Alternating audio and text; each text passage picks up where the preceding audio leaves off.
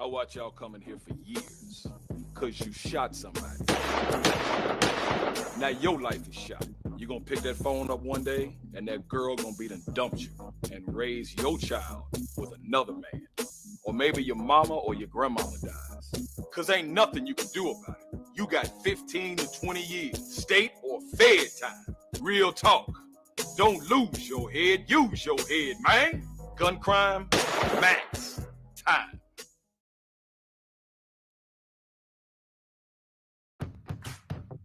This pandemic has hit us hard, but Tennesseans don't stay down for long. We're known for our resilience, and we refuse to back down from a challenge. This challenge is no different. You might be out of work, but there's an opportunity waiting for you. We need you to roll up your sleeves and join our workforce. Right now, thousands of jobs are ready to be filled. Find them at jobsfortn.gov. Let's get to work, Tennessee.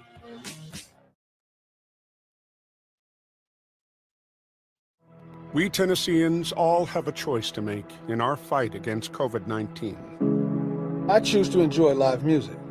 I choose to cheer on my team. I choose to go out. I choose to stay healthy. I choose to celebrate with my family. The choice is simple. Choose to live your life and choose to live responsibly. Face it, masks fight COVID-19. It's not about challenging times or new normals. It's about staying true to what matters most. And we're more committed than ever to your health. Your safety has always been our top priority. Times may have changed, but they haven't changed who we are. We're here for you every single day.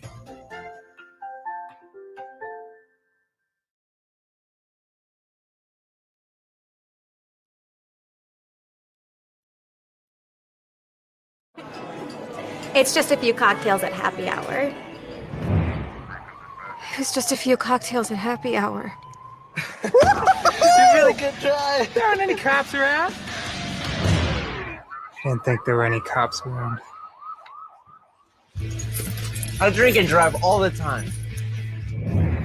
Sir, you've been in a serious crash. I need you to hang up, okay? You are right now.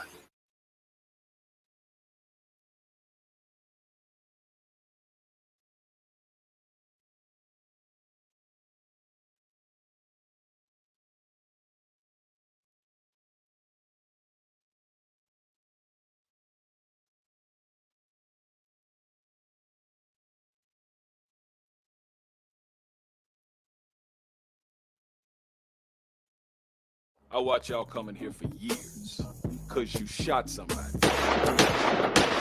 Now your life is shot. You gonna pick that phone up one day, and that girl gonna be done dumped you and raise your child with another man. Or maybe your mama or your grandmama dies. Cause ain't nothing you can do about it. You got 15 to 20 years, state or fed time. Real talk. Don't lose your head, use your head, man. Gun crime, max time.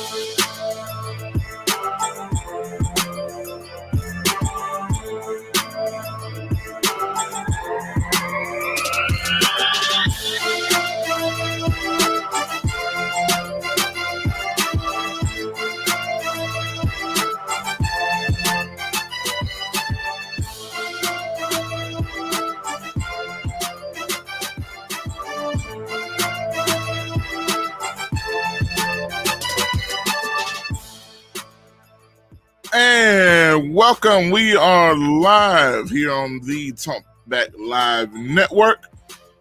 I'm your host, Joshua Midgett, in the building, in the place to be here in the Talkback Live Network studios. And this is Talk Sports Live. Yes, Talk Sports Live is back. Know a lot of folks been asking me about it, man. When are you going to bring the sports show back? Well, here it is, man. And glad to be back with y'all on this Tuesday morning. A lot of stuff I want to get to today, man. But once again, I appreciate each and every one of you that are tuning in and that are continuing to come on in the building on this Tuesday morning. A lot of stuff going on, man. A whole lot has happened since I was last live myself, that is. But, man, can't wait to get into everything that's happening right now with you guys. So, as you see, you can join the conversation there below with the number to call. Also, leave your comments there as well. I already see my man Leon Mapstone in the building. Good morning to you, brother. I am doing well. And shout out to everybody else that's still continuing to come in. Yes, this is an edition of Talk Sports Live here on the Talkback Live Network. So, yeah, once again, man, glad to be back with y'all. And, man, I got some stuff that I want to get into here today. So, I'm super excited, man, because you got a lot going on. You got the NBA playoffs. You got, NFL offseason. You got all sorts of stuff happening. You got fans coming back to arenas all over the country. And it's just an exciting time to be a fan of pro sports, specifically, as of right now, the NBA. So, let's just dive right into it, man. I was thinking, and we talked yesterday on Talkback Live with Bob and Josh, with myself and Bob, of course. And we talked a lot about the Grizzlies game from the other night and the Grizzlies weekend overall. And I kind of wanted to get into it a little bit more with y'all here today before we dive into some of the other topics that we have on this morning. So let's think about this. With my time as a sports fan, there are certain moments that stand out. Let's see. Stanley says I'm buffering. Looks like the connection's pretty good from my end. Don't see a real problem here. Good morning, Donna in the building. What's up, Donna? I haven't seen you in a while, man. Thank you for coming on in. She's watching from Atlanta, so shout out, Donna. Let me know if you're seeing the stream well. I know Stanley says I'm buffering a lot, but I'm looking at it live, and I don't see a buffering issue. So if anybody sees any issues, please feel free to let me know. But again, just getting into my point. All right. There are a lot of moments in sports where if you're a real sports fan, a guy that follows a team, it doesn't have to be a fan of all sports, but if you have a team that you are particularly passionate about, and you've been following that team and their journey for a long time, there are going to be moments that come where you won't really know necessarily how to describe what you're feeling when those things happen. I know there's several moments like that for me. This is what I mean. Let's think about, and this is when I was real young, the Music City Miracle for the Tennessee Titans with the crazy last-second play to beat the Buffalo Bills in the playoffs. The same year the Titans went to the Super Bowl. When the Titans went to the Super Bowl, it was an incredible feeling that you really can't describe. When you feel like you've been through the journey with the team that you're watching, and there's a connection there that is palpable, and you almost, like I said, you can't really describe what it is. And another example from my end is the Memphis Grizzlies, and I've had several moments of those. One, when they first got to Memphis watching the first game on TV with my dad.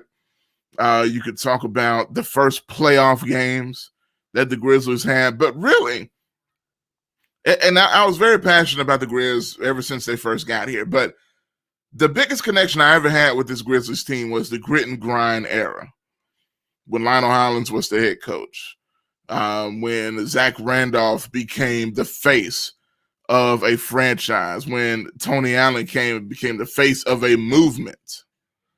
And when all of that happens, that a connection is built not just with, yourself, but in Memphis' case, with an entire city.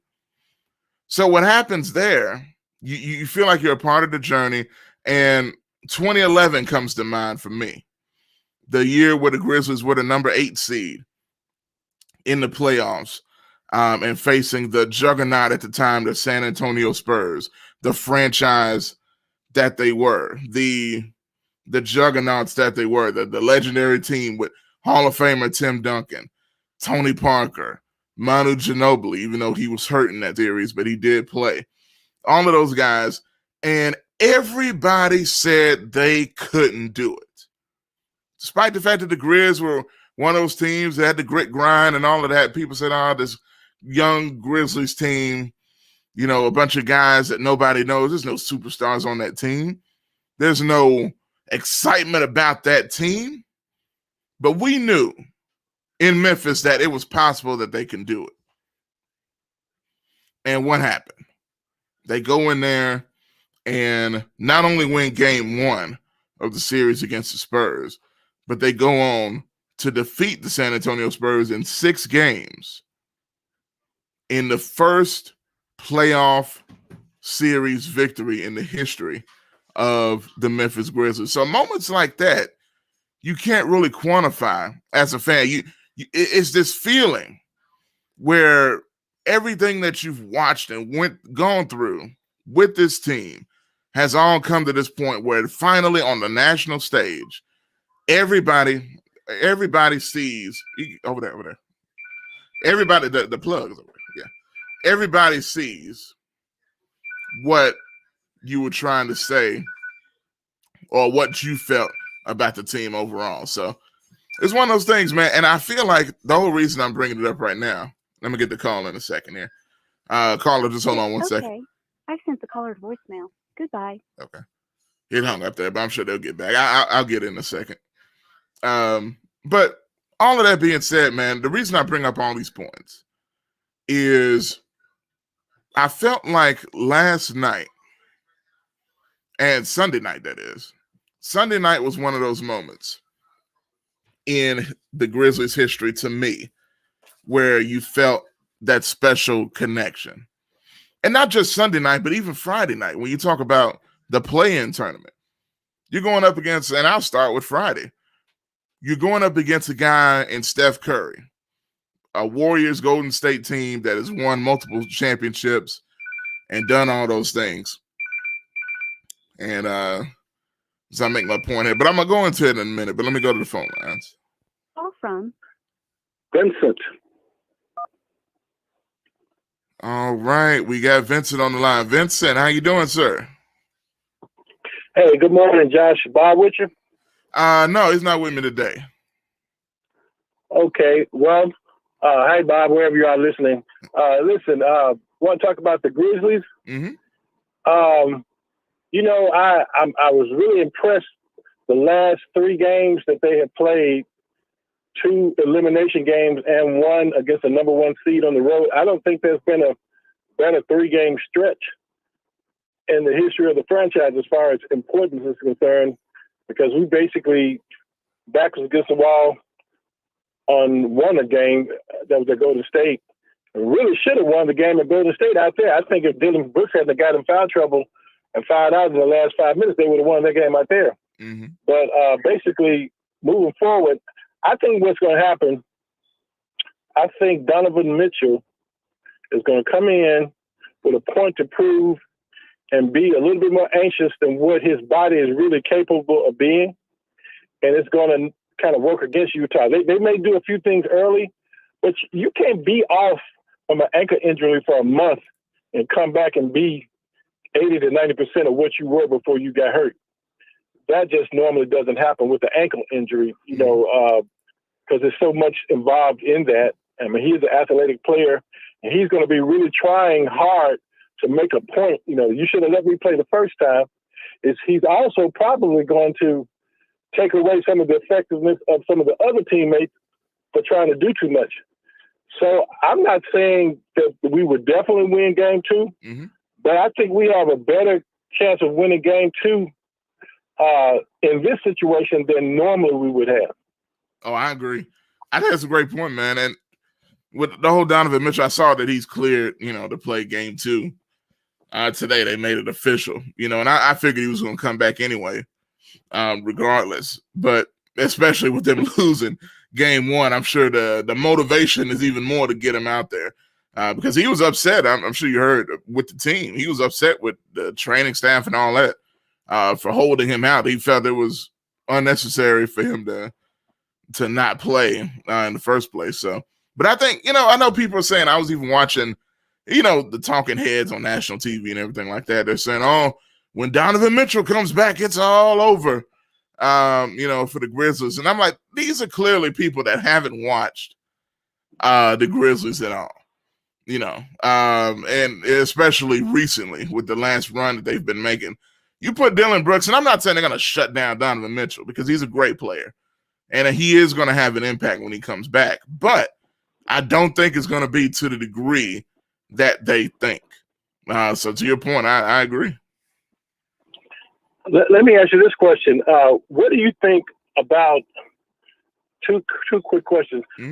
How much better does the bench have to play for us to win?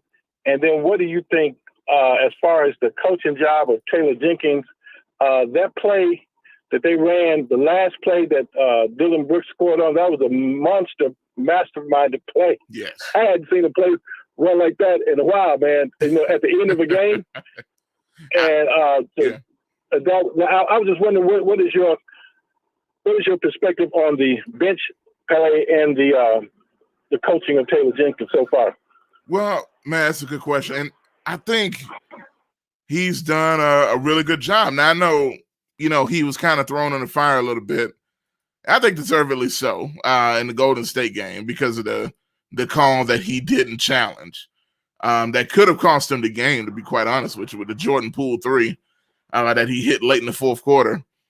And the guy ended up hitting 3 free throws. People ready to fire Coach Jenkins after that, which I think is a bit of a stretch. I'm not going to lie to you because this team has overachieved both years he's been head coach. You know, but as far as, you know, last night, I mean, I think he did a great job. They clearly were ready to play. The game plan was there, and I think all of that you see with a team that was as motivated as they look, you can't take that for granted either. You know, it's clearly the players, but the coach is the leader. And for him to have them that ready as a young team, and let's not forget, this is Coach Jenkins' first playoff game as a head coach. He's been there as an assistant, but as a head coach, which is a whole nother animal. And to do what they did against an experienced coach like Quinn Snyder, who's one of the Coach of the Year candidates and the number 1 seed, I mean, I think it's just remarkable. But you talk about that last play, it was amazing how it worked. Now, it did work out in their favor also, as you people see in the play right now. The guy tripped and fell. That was trying to guard Dillon Brooks, but again, that was attributed to the screen that was set. Matter of fact, by Valanciunas there, and made it hard for him to go around it. And I think in the Golden State game, you probably remember this, Vincent, there was a similar play, out of bounds play that was just as incredible. Matter of fact, it was the last play of the game where Desmond Bane dunked the ball with 1 second left. They almost look identical. Yeah, in the net, but it was a little bit different. But they don't need to try that play again, because if they've got to play like that 2 games in a row, it's definitely going to be scouted the last time. But I'm going to tell you something that's an X factor for me. Mm-hmm. I think Rudy Gobert, I mean, he's a defensive player of the year, but Jonas Valanciunas is a legitimate big man threat. Can you think of 3 centers this year that have played better than him? Oh, no, not at all. Man, he doesn't get any credit. nationally. I mean, name me 3 centers that have played better than him this year. Okay, Joel Embiid, I give you that. Uh-huh. Okay. But name me 2 other ones. The only ones, Nikola Jokic, and I'd have to put, and I'm trying to think, because I don't think Gobert. You got to think about it. Yeah, exactly. Gobert's not better than Valanciunas. I don't think Gobert has had a better season than Valanciunas. No way. This man getting 20 rebounds every other game, man. And I mean, the only reason he doesn't score more is because they tend to take him out when they get ready to play the small ball. Mm-hmm. But see, he's a matchup issue for Gobert because it's easy for you to, as a 7'2" guy, to swat away 6'8", 6'9" guys coming into the basketball. When you're facing a 7'1" guy who's bigger and stronger than you, that can, bully you up under the basket a little bit, mm-hmm. and then can rebound, miss shots, and all that. So I think the match. See, in my opinion, basketball is about matchups.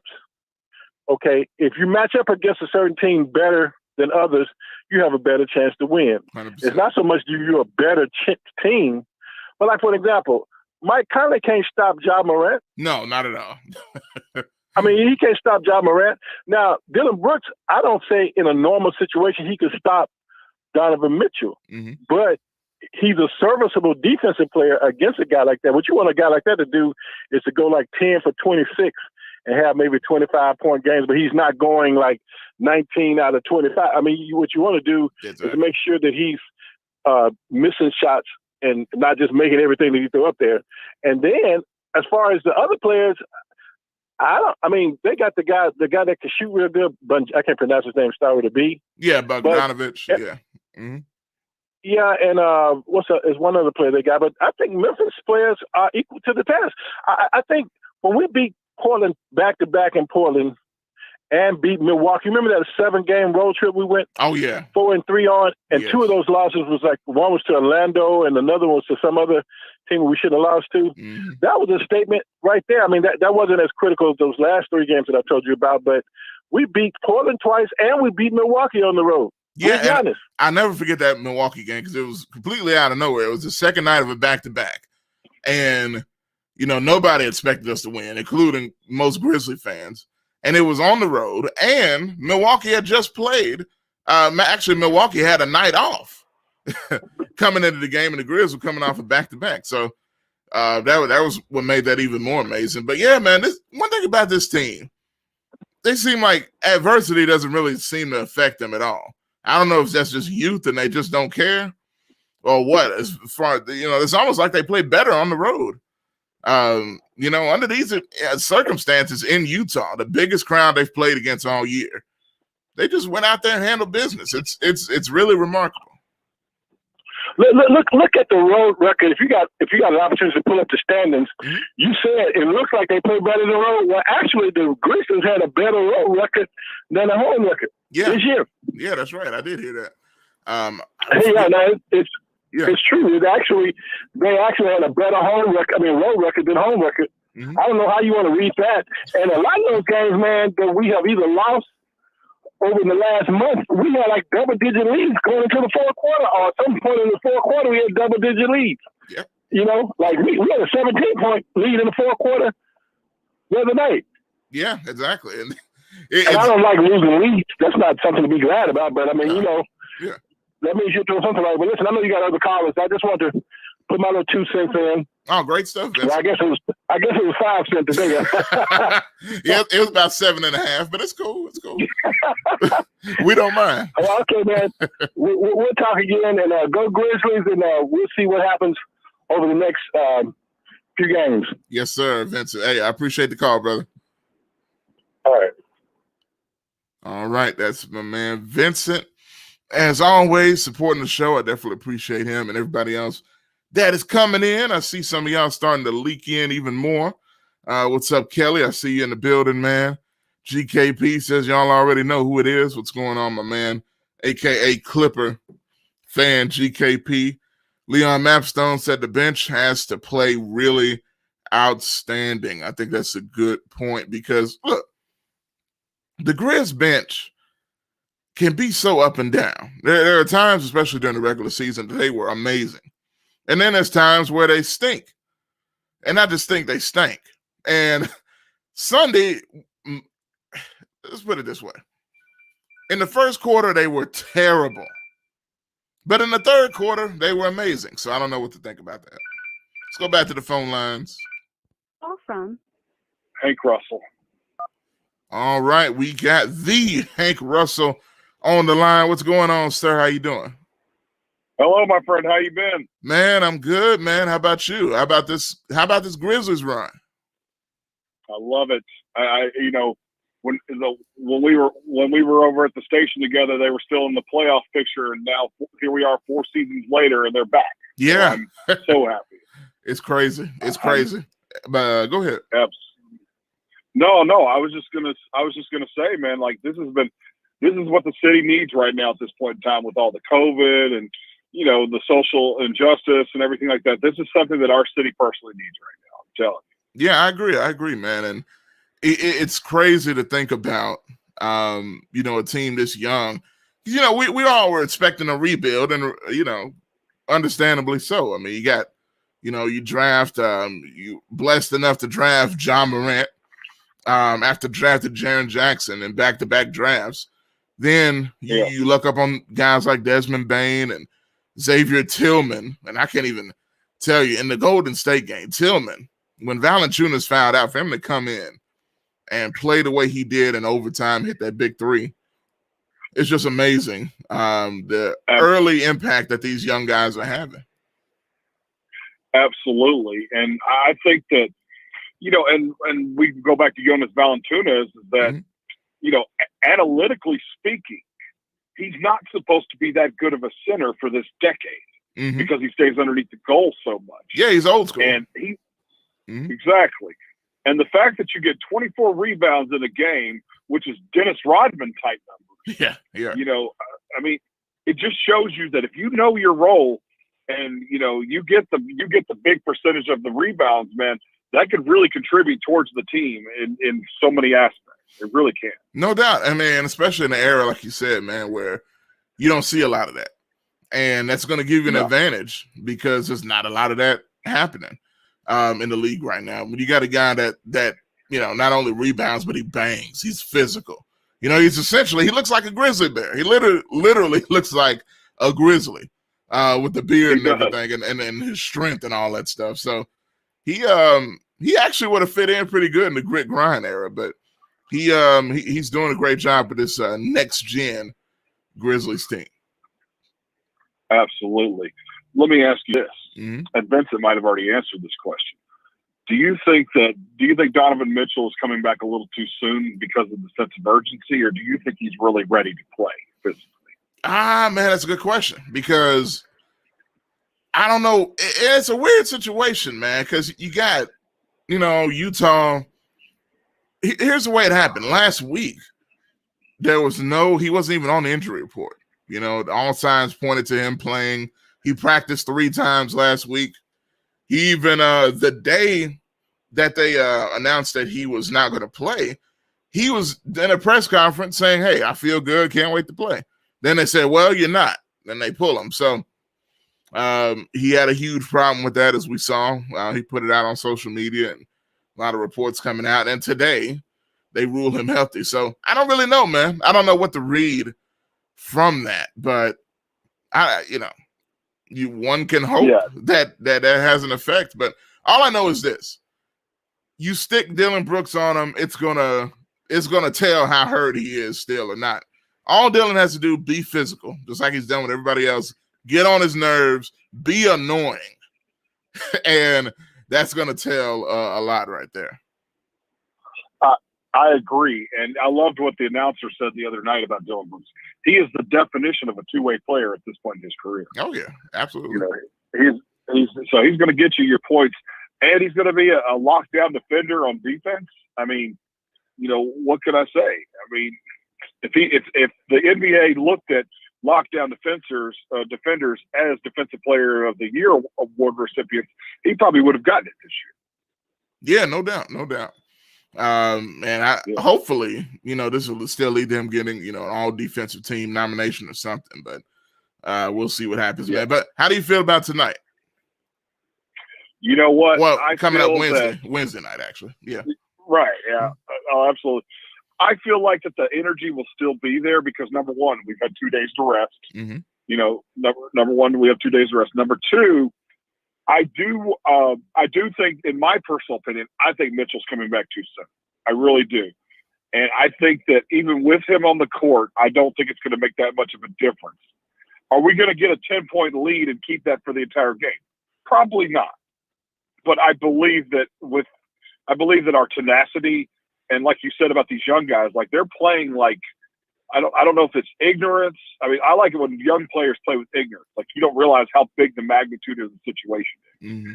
And I think that that's going to be in our advantage throughout this series. I really do. No doubt, man. And you know what they say, ignorance is bliss.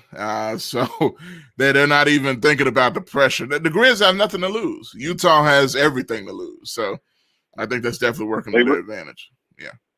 I agree. And you know, Mike Conley, who, you know, he can play some, you know, the problem with Conley too is that, you know, on his defense, he slowed down a bit. That's age catching up with him. Mm-hmm. So top of the key, and then Donovan Mitchell, in my opinion, will not be 100%. So that will slow him down at the top of the key. So I think that Ja and a handful of others will get their 3-point shots in just to maintain, you know, a comfortable competitive nature in the game as well. So that's going to be our key right there, is to expose Mike's age and Donovan's you know, his injury. Mm-hmm. And Rudy Gobert, you know, he's going to get his blocks. You know, that's always. And I'm going to tell you something else. And to answer Vince's question, why do they keep taking Jonas Valanciunas out the game? Because he plays so hard, he keeps gassing. You know, he keeps blowing himself up. Mm-hmm. And for a big man like that, the big dude's got to breathe. You know, got to give him a breathe. Exactly. And he's going to play a ton anyway. Like the last game, he had 39 minutes. And when they can get him a breather, you got to do it when you can, you know. Right. And I think, you know what, I think it's inspiring Xavier Tillman to really step his game up, and he's showing it. Absolutely. All right, Hank, man. Great stuff, man. I always appreciate the call, brother. All right, my friend. I'll talk to you soon. All right. That's Hank Russell with the call, talking Grizz and Jazz. This amazing run that this Grizzlies team is on. And I love this picture, man. Desmond Bane was probably my favorite. I don't know if I can say favorite, but it was up there. One of my favorite moments in the game when Desmond Bane, that's him with the hand out, right in the face of the Utah Jazz's player. When basically he hit that three at the buzzer at the end of the third quarter, and Bane let him know that, hey, I just bust that shot in your face. And the thing was, Utah, like I said, man, Utah was doing all that talking and pushing and unnecessary flopping and all sorts of crap that a veteran team, you know, you would see them do. And the Grizz, I think Utah expected it to bother this young Grizzlies team. We're going to push them. We're going to prod them. We're going to bother them. Hopefully we can get them flustered enough where we can get back in this game. But no, all it did, man, was motivate this young team. And Desmond Bane's a guy I hadn't really seen this amount of personality to the point where he would show off like that. And that was because dude was talking junk. And for him to bang that three right in his face and stare him down, I cannot tell you how hype I was for that moment in time. It just shows the youth and the excitement and the confidence that this young Grizzlies team has. And I think it's attributed to the camaraderie of this team. And I do have to give Taylor Jenkins some credit. Now, just like any coach, he deserves criticism as well for certain things that he does. I'm not a fan of some of the bench lineups. I'm not a fan of some of how they're using Jaren Jackson. But I can't really, in all fairness, completely blame him for that because Jaren just came back from an injury where he missed 60-plus games. Again, 60-plus games in a COVID-shortened year, in a year where he's coming back basically in the most important part of the season. He's not coming back just in the middle of the season where he can get acclimated and the games don't matter as much. He's coming back in the heat of battle. You got Jaren Jackson And I even, a lot of y'all might have saw my tweet where I said he played like hot garbage early in that game, and he did. And for the most part, the whole game he did. But it's to be expected. This Grizzlies team started to play extremely well without him this year.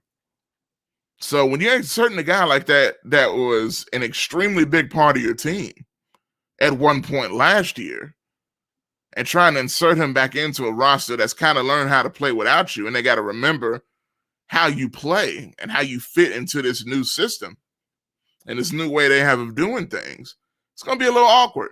But I think it's still good to have him out on the floor because he's still a threat. Utah knows what he can do. He's healthy now. He's a big man, a 7-footer that can shoot threes, and extremely athletic and long that can block shots. Just having him out there is going to help this team going forward. So all that being said, man, I'm loving what's happening with the Grizzlies right now. And another cool thing about all of this is nationally televised, national television is starting to get a picture of how good this team is. And a lot of these guys that we know here in Memphis are starting to get recognition on a national stage, such as Dylan Brooks, such as Jonas Valanciunas, Ja Morant, guys like that have been balling all year and not getting any credit. In the playoffs, they have no choice but to acknowledge it. When you go out there and beat the number 1 seed and the number 1 rate team in the NBA in the playoffs, people can't help but pay attention, especially when that game's on TNT. Before that, when you go out and beat the Golden State Warriors, multiple-time NBA championship team, a team that has Steph Curry, who was probably the best player in the NBA this past year, and the Grizzlies play in a game where they have to win to go to the playoffs on ESPN nationally, you have no choice but to recognize these guys are good. And when they're out here smacking these stars in the mouth, you have to pay attention. Biggest example of that, they've gained a fan in Kendrick Perkins. Now, if you remember Big Kendrick Perkins, man, he used to play for the Boston Celtics. Big Perk, they called him. Big, angry looking joker. You know what I mean? I really didn't like him as a player. I didn't like him when he was with Oklahoma City. I thought he was a sucker, a loser, a fake tough guy. And then when he got the ESPN as an analyst on TV, I didn't like him even more. I'm like, this man can't even talk on TV. He's just pathetic. But he is now becoming one of my favorite people to watch because he's funny and I think he knows what he's talking about. And Grizz fans are starting to become a favorite, starting to love him as well. And I'm going to show you what I mean by that. Watch this clip here of him on First Take going to war on behalf of the Grizzlies.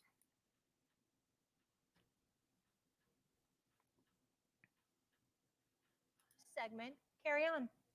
Well, first of all, I'm mad that the show has been on for 90 minutes and we're just not talking about the Memphis Grizzlies.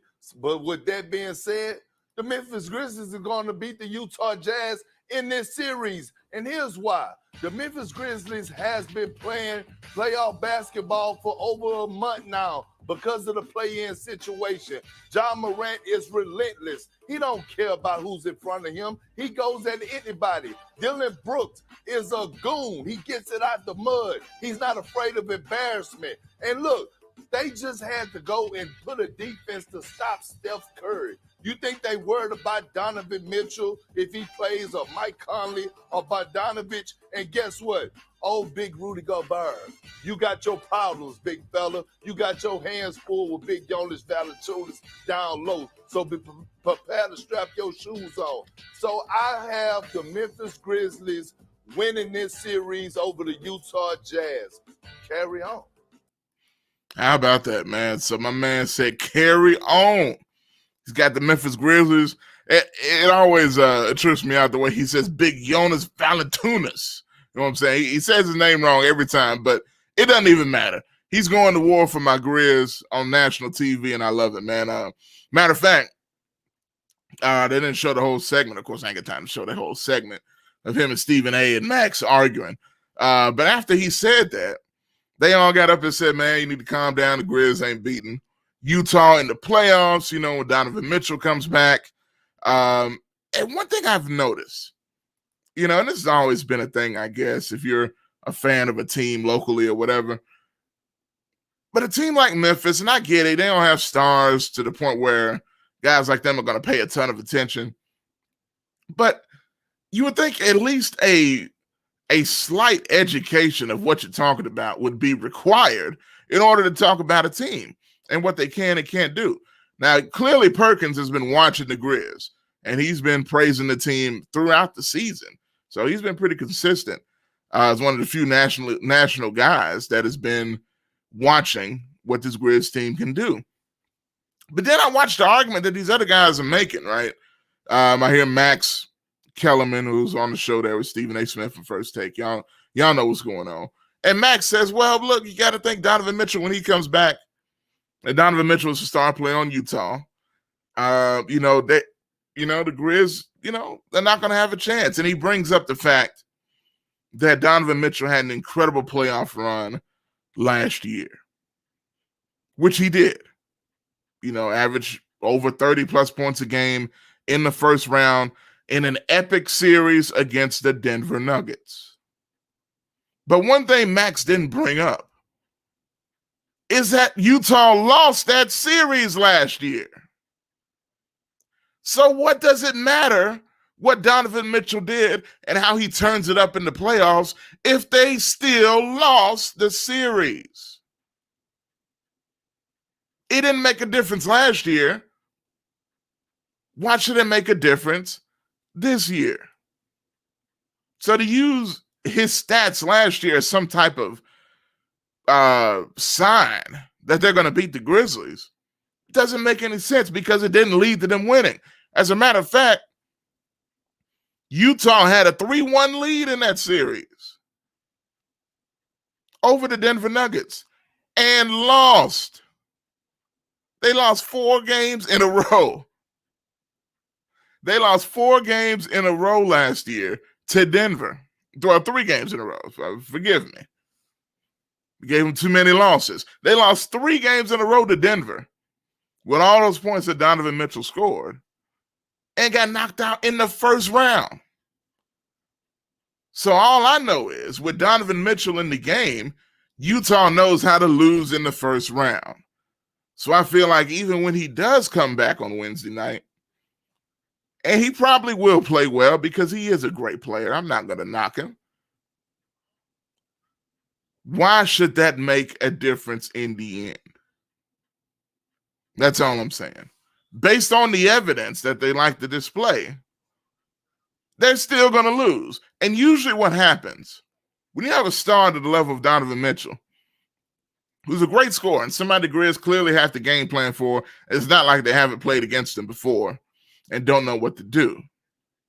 When you have a star of his level, what tends to happen is that they tend to rely on that guy too much to the detriment of the team. Now, Utah's done a good job of balance over the past couple of years.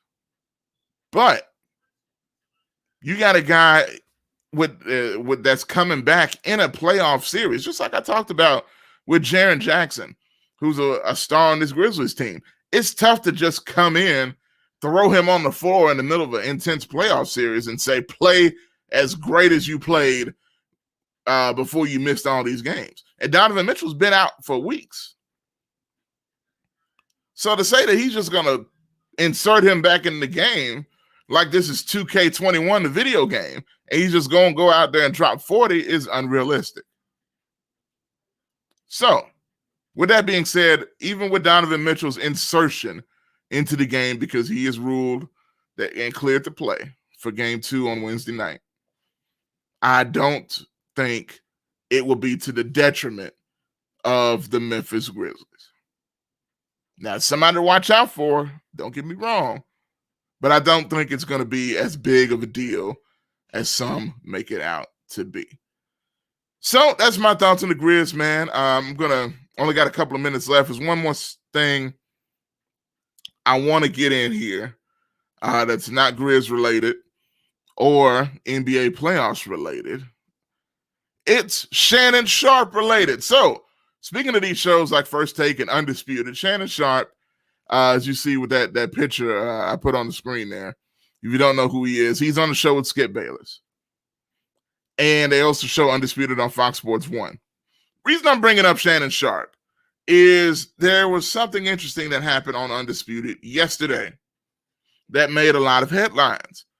And it was a call that Shannon Sharpe made while on the air to an NFL superstar named Julio Jones. Now, Julio Jones plays for the Atlanta Falcons, superstar wide receiver. If you follow the NFL at all, you know who Julio Jones is. It's been reported that he wants out of Atlanta, but that Atlanta wants to trade him. Some are surprised by that because he's basically the best player on that team. But nonetheless, it's being reported that a trade could be in the works. And him and Skip Bayless were having a debate, as they normally do, about where Julio probably wants to go, because he was pictured, Julio Jones was pictured in Texas with a Dallas Cowboys shirt. With a Dallas Cowboys shirt. And that led a lot to believe, oh, this must mean he wants to be a Dallas Cowboy. And him and Skip Bayless were having a big debate about it. And it led to Shannon calling Julio Jones while on the air in a completely unscripted moment that some people deemed controversial. So before I get into it anymore, I just so happen to have the clip right here. So without any further ado, y'all check this out, and I'm going to get into what the controversy was.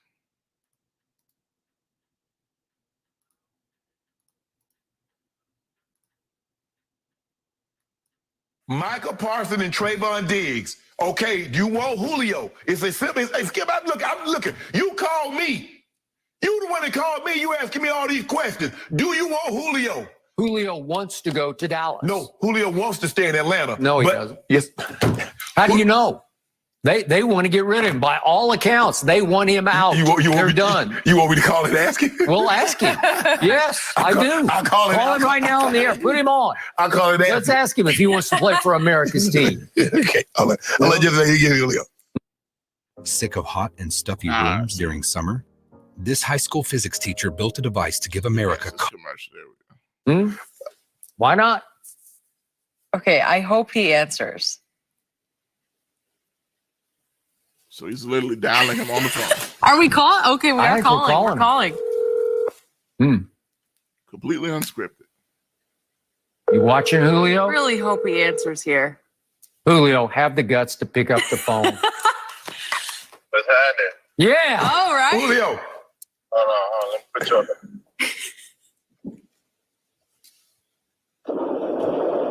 Can you hear me? I got you. This is your favorite uncle. What's going on, bro? Man, nothing much. About to go meet up with my brother. What's happening with you? Man, look. You want to go to the Cowboys, Julio? Or you want to stay in Atlanta? Oh, man, nah, I'm out of there, man. You He's out out. of He's out of there. there? Are you going to... Ideally, where would you like to go? Right now, I want to win. Okay. Well, don't go to Dallas. If you go, you ain't winning in Dallas, Julio. You already, man, listen, come on, man. You already know, I know. Okay. Can you remind him we're on television? Ask him why we're the Dallas. Listen. You know how people is, man, with all that going on with the picture. Yeah. And all that, stuff like that. Okay. Man, I ain't never been on that. You know what I'm saying? Okay. That's good enough. Yeah. Julio, I'll talk to you later. Thanks for calling me back. We on air, but I appreciate you calling me, dog. You know I know my nephew was gonna pick up. Oh yeah, nah. I ain't going to Dallas, man. I never thought about going to Dallas. Okay. I appreciate that, bro. Enjoy the rest of your day. Now he might not have any choice. I told you my nephew's gonna pick. I've been trying to tell you. Well, I've been trying to tell you he's out of there. He just So there's that. So it was funny. I can't even lie to you, especially somebody that has never been a Cowboys fan.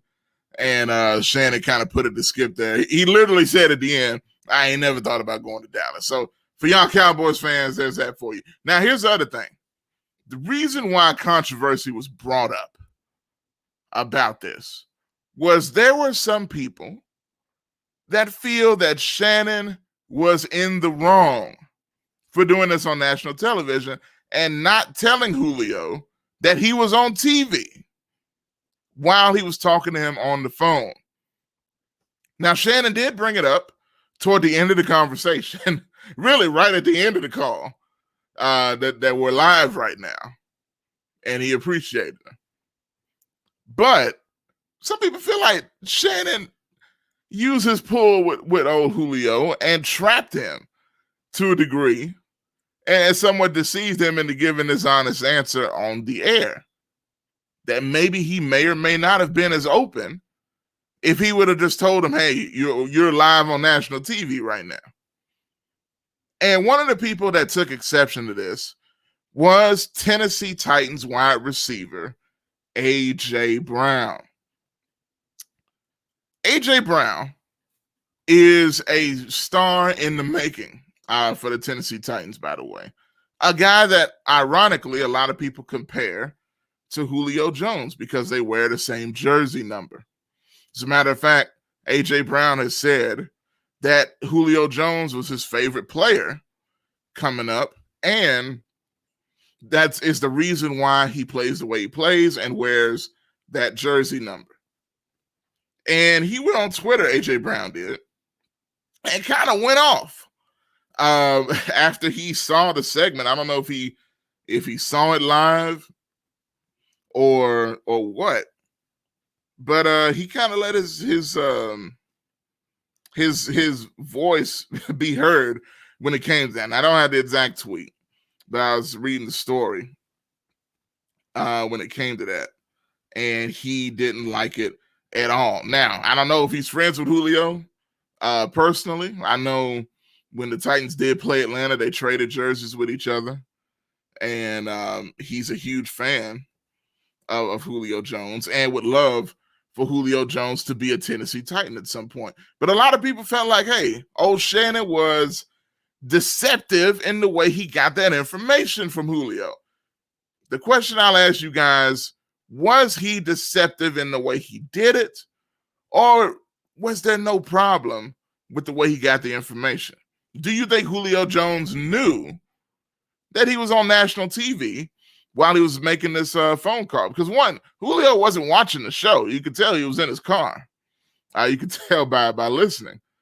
Some people said, well, clearly he must have heard Skip Bayless in the background. Well, that still doesn't mean that he knows that he's on national television.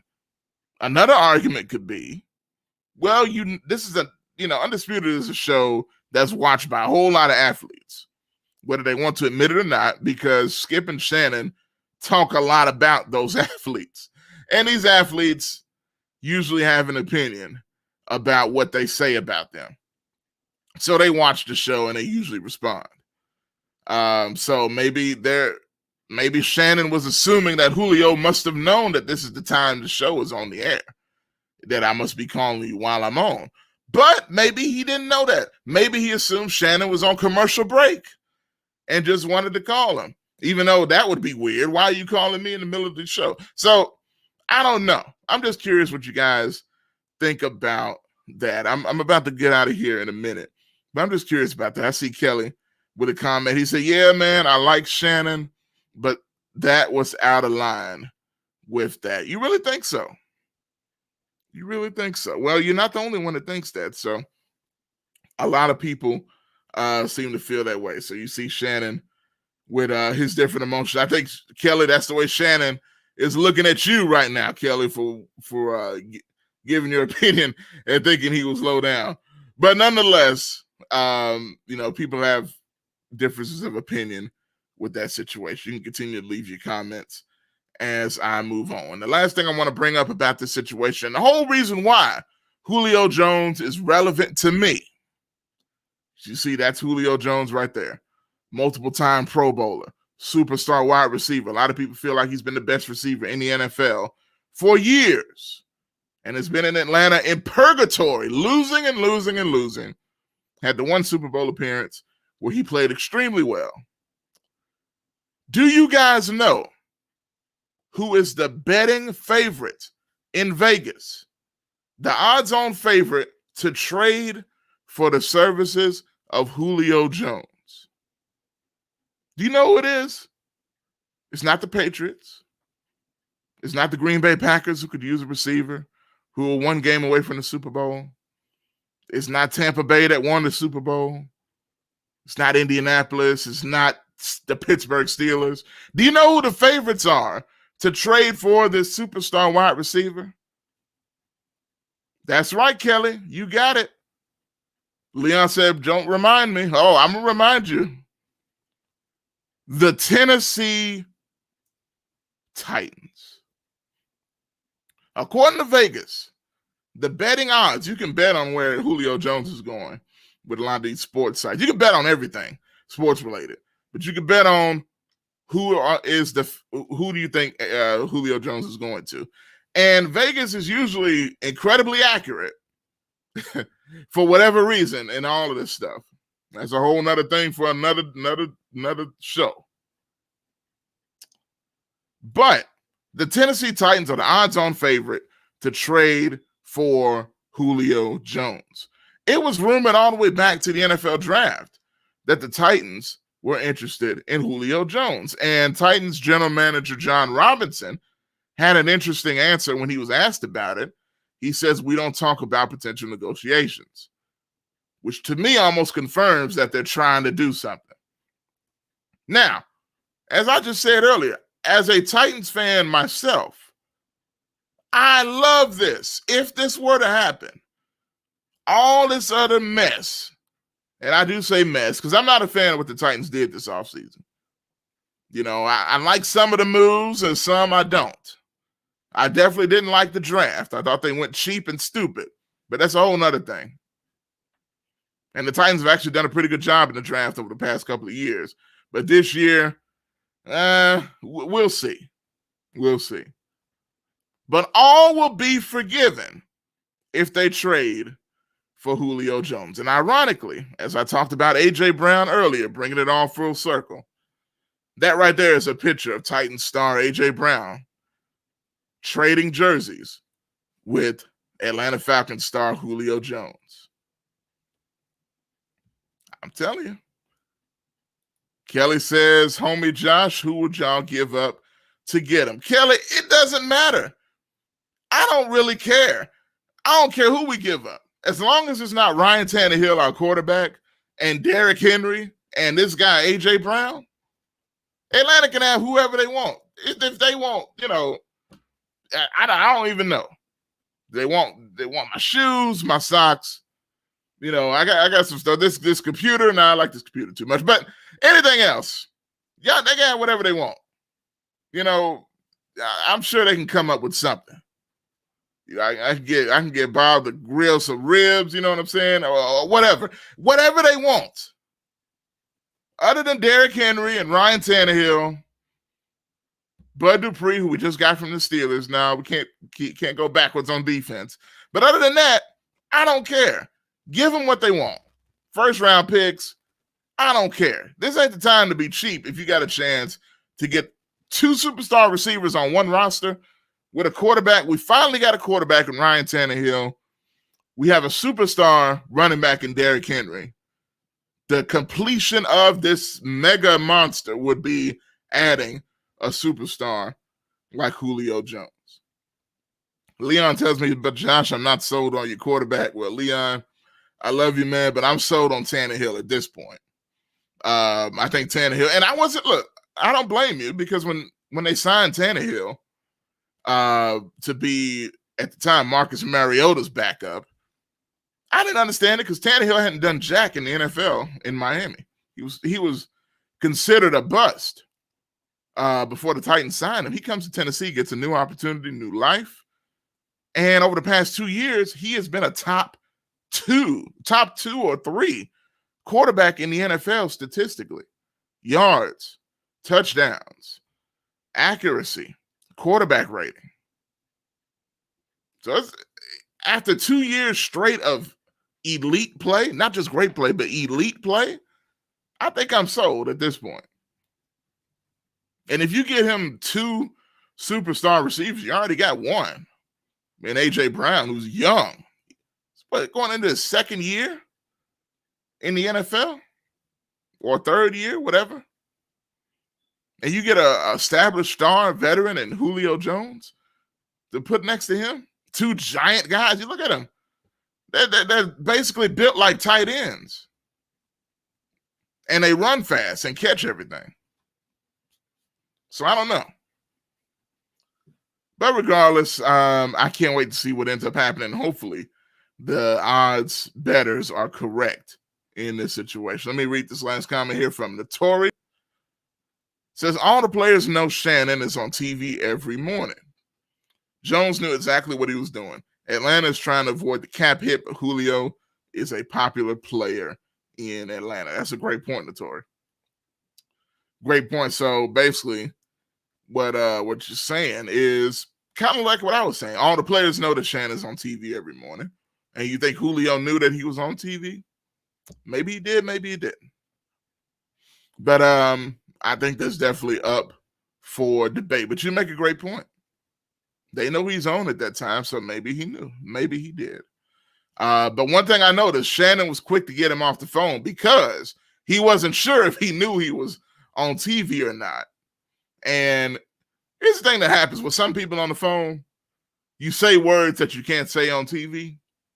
And I think Shannon was guarded, like, okay, I don't want him to get in trouble by saying something either cursing or saying something too personal.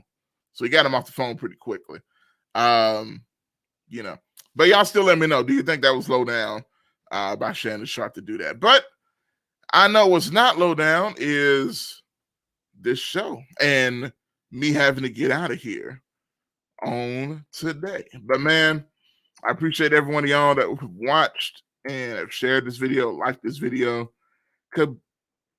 that have participated, that is, in the conversation and everything else, man. But that's going to do it for me on today. I am your host, Joshua Midgett, here on Talk Sports Live, right here on the Talk Back Live network. And I'll be back soon with Talk Back Live with Bob and Josh. We'll do another sports show soon as well. So y'all stay tuned for that. But until next time, I'm out.